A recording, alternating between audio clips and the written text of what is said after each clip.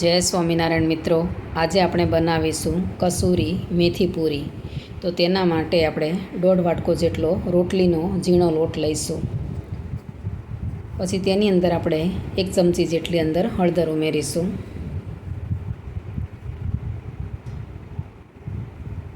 દોઢથી 2 ચમચી જેટલું આપણે અંદર લાલ મરચું ઉમેરીશું. 1 ચમચી આપણે અંદર ધાણા જીરું ઉમેરીશું અને 1 થી 1.5 ચમચી જેટલું આપણે અંદર મીઠું ઉમેરીશું સ્વાદ પ્રમાણે.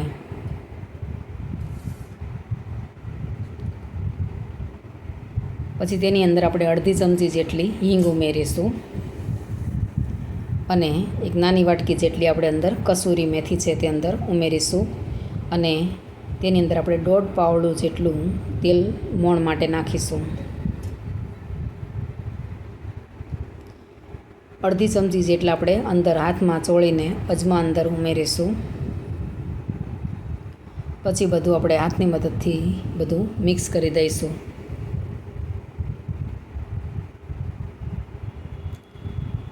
બધું મિક્સ થઈ જાય એટલે આપણે અંદર થોડું પાણી અંદર ઉમેરી અને આપણે તેનો લોટ બાંધી લઈશું.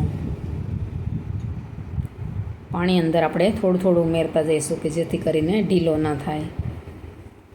તો આપણો લોટ બંધાઈને તૈયાર છે. આપણે પૂરીનો જેવો લોટ બાંધતા હોય તેવો લોટ બાંધવાનો છે અને તેની અંદર આપણે અડધું પાવડું તેલ ઉમેરી અને તેને સારી રીતે મસળી લઈશું.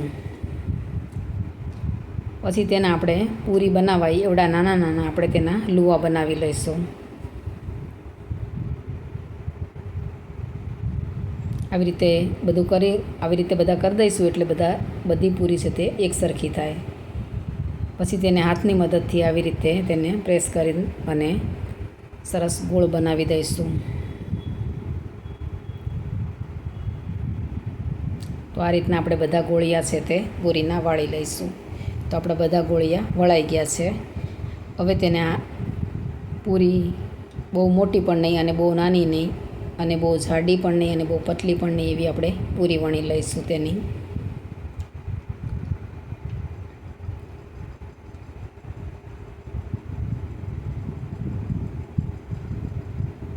આવી રીતે આપણે બધી પૂરી છે તે વણી લઈશું.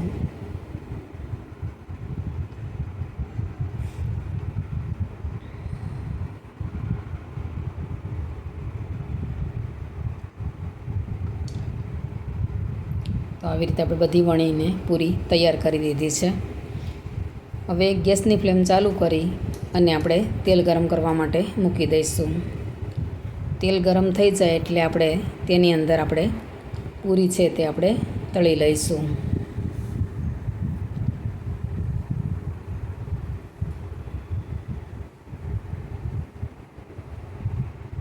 આવી રીતે બંને બાજુ ફેરવી લઈશું આપણે તેને પૂરીને, એટલે સારી રીતે બંને બાજુ છે તે તળાઈ જાય. તો આવી રીતે આપણે બધી પૂરી વારાફરતી આપણે તેને તળી લઈશું.